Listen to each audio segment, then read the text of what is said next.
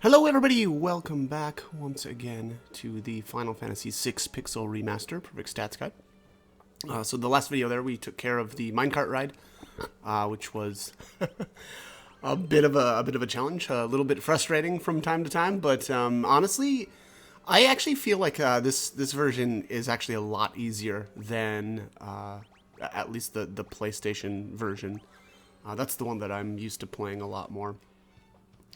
But all right, so anyway, excuse me. After the save point here, you want to get into this specific battle with this chaser.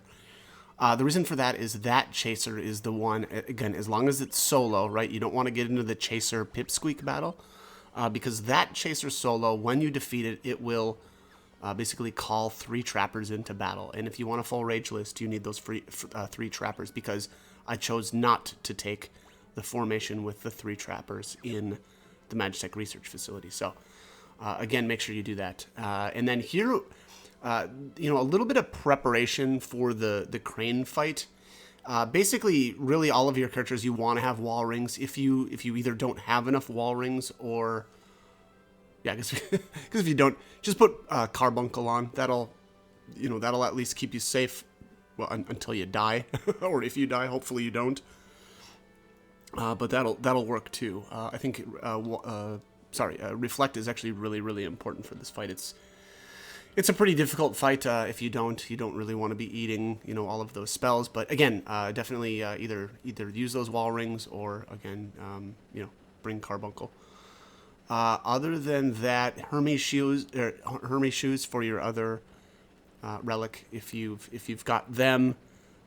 If you don't, what have you been doing? You haven't been following my advice? No. It's probably actually fine if you don't have those, but one thing I also want to point out here is that I spent a ton of time stealing from the right crane. I had a real it was a rough time. So also Setzer here is going to be almost dead weight. What I should have done, actually, though, that would have maybe helped him out at least a little bit, was to equip a shield on him. I don't think he comes with one equipped, or maybe he does, and maybe it's just a crummy shield. But either way, I should have put one on him. But also, what would have really actually helped also is that if I hadn't used the flame shield on that on number 128 in the last battle, that was actually a huge mistake. For some reason, probably because I've played so many different games where you can use, items in battle. But in this game, when you use like the flame shield, for instance, it gets consumed. So there's I've played quite a few other games that don't do that, where it just lets you use the item, usually one time in battle, and then, you just keep the item, but you just can't keep using it, multiple times in battle. But again, not the case for the Final Fantasy VI Remaster. So like, Thunder Rod, for instance, is actually a really good item actually for this fight even. Basically, what you want to know here is the crane on the right hand side will use fire attacks. I believe it is, and I think it's the left one uses thunder, and the right one is weak against thunder. Whereas I don't know if I can't remember if the one on the right, on the left has an elemental weakness or not. But yeah, there we go. There's the thunder spells. So yeah, again, you can just cast Thundara if you've got it. Obviously, I think you should, right? We had access to Rama, and so you could have farmed up enough AP to to be able to cast that. One other thing that I would say here, though, is that if you do try to go for the debilitator, which it's questionable whether or not you really should, right? I just for kind of completionist OCD sake, I did. But if you want to do that, one kind of cool trick to learn here is that let's just say you only steal that high potion, right? Because that's the other steal. That's the more common steal from the right crane.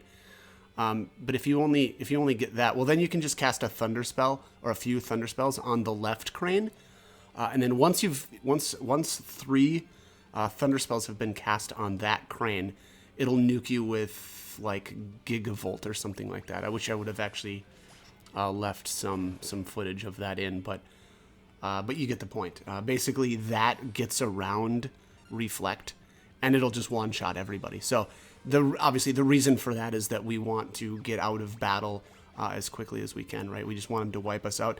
And I didn't want to have to use, Alt F4 to just close the game out, reload up, deal with all the load time.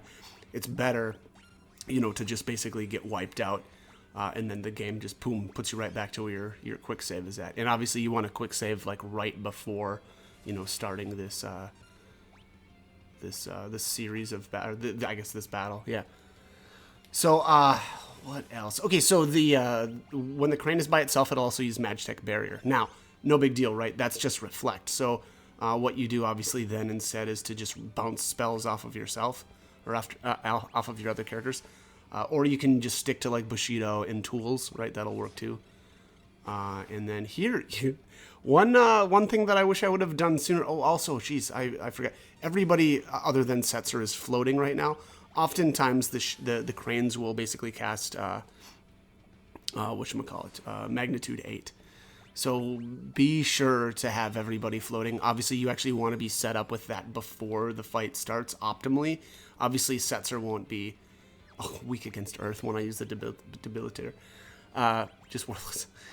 But yeah, anyway, so, make sure that you're set up. I guess, if you really want to try to keep Setzer alive, I guess go ahead. But he's mostly dead weight. And the fact that he's starting at level 5, because, we've that's changed now too, right? Again, normally Setzer would be starting out at 6 here and have a little bit more health. But because he's... because we did things a little differently this time around and we've got him at 5, well, that means he's even more vulnerable. So I don't really think that it's that worth it to try to keep him alive. Aside from, he's not floating. He also doesn't have a reflect ring on him. So it just is a lot of work to try to keep him alive. I mean, you can keep reviving him if you really want. And there, he finished it off after, as I'm talking, a big smack on him. He finishes the crane off with his dive bomb. So... that was kind of cute. But yeah, so that was it. Again, Debilitator took me a long time to actually steal there. I mean, that was probably an hour. Again, the process isn't that bad though. Again, if you're basically getting that left crane to nuke you by casting a couple thunder spells on it, right? I guess that's also the dangerous thing, right? You don't actually really want that to be happening, right? If you're actually trying to win. Because that, again, I think it's either Gigavolt or Megavolt. Just, will wipe you out again because you can't reflect it anyway. But, all right, so we've done it. We've got the airship now. A really interesting, finally, time, in the game. A lot of freedom to get around the map finally. Which is, pretty exciting stuff. But we do need to head back to Zozo first to go pick up Terra. Terra will now rejoin us at party level average, which is a good thing that we've got Shadow at level 5 and also Setzer at level 5 because they are bringing down our party level for us. And so we will now get Terra back at level 5, which again is a change from the other versions of the game where Terra would generally be level 6 because of party re-averaging. One thing I want to point out here, I actually made a video that I think I'm going to end up redoing that kind of lists a lot of the changes here in the specific to the perfect stats. And in it, I had mentioned that Terra, I think I had mistakenly thought that Terra had gained some experience in my playthrough from the rider in the Narshe battle because I had her, with me when I killed him. And, normally now I recommend just dying to him, right? And then and just skipping him and not actually killing him. But anyways, the mistake that I made there was I thought that Terra was getting like 100 experience from it because I think the rider is worth 400, right? So split between 4 members if they're alive would be 100 experience. I was actually just a little bit off. For one thing, Terra actually had gained somehow 96 experience. The thing is, I have no idea where it comes from. My theory was that, experience was being carried over on her from, prior to her being re-averaged that's just not the case. I don't know where the 96 experience is coming from, unless that's the amount of experience that it takes to go from 1 to 2 and then 2 to 3. Then maybe that kind of makes sense, but even then, I'm just not sure. I just don't know where that's coming from. Okay, yeah, so I just took a look at the experience tables. It is indeed 96 experience that a level 3 character would have, right? If they've gained in this case, Terra, right? She starts the game at level 3. She will have gained, no additional experience, or at least that's what she starts off with, right? She starts off at, like, if like a character had just hit level 3 and gained no additional experience above that, that's 96 experience. So that appears to be where it's coming from. So it does look like that 96 experience is being added to when she gets level re-averaged. I'm going to be taking a look at some of the other characters that rejoin, like Celeste and Shadow, and just kind of I'm going to try to figure out if that is like applying to the other characters as well, or if it's I guess just her. I'm really questioning now how that's all working out, but that at least makes a lot more sense. Again, my theory was actually just that, whatever experience that she got was being added to her when she got re-averaged, but that is not the case. It just seems like it's her, it's her base experience, Again, it's the experience that she, I guess, gathered off camera, nuking 50 Magitech research, or 50 Magitech soldiers, right, as the claim is. And apparently that's 96 experience, so... so here we're in the Esper world. Obviously, this is the Modwin, and then they changed Terra's mother's name. What is it this time? Is it Madeline? Which I like a bit better than Madonna. I'm not gonna lie, but great singer, but seems a little bit of a cringy name in my opinion. Okay, so. What's wrong? Oh yeah, this is when she first comes. Or no, I'm sorry. She was going to leave, right, and decided to stay.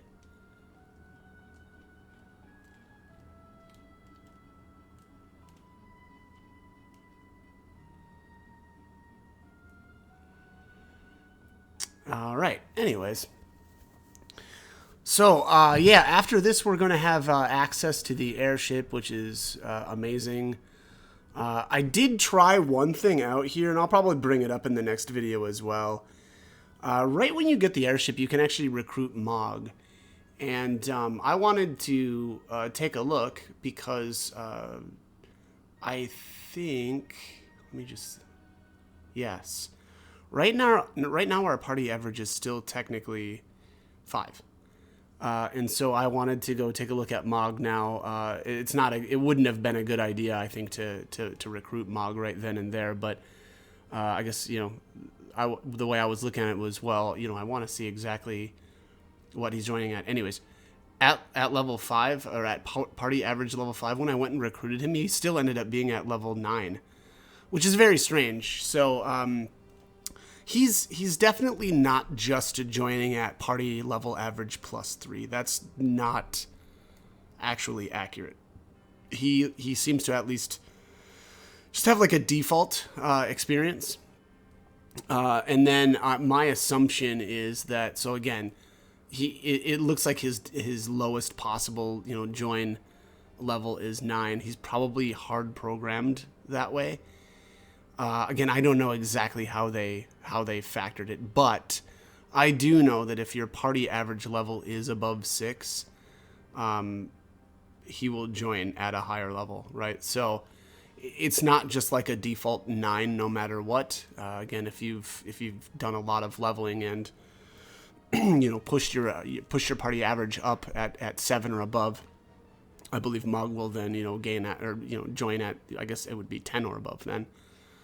But yeah, it was interesting at the very least. I don't know. That just seems weird to me, right? Like I thought that was just a set deal, but They must just have him hard programmed to have, at least gained whatever, was it like 900 some experience?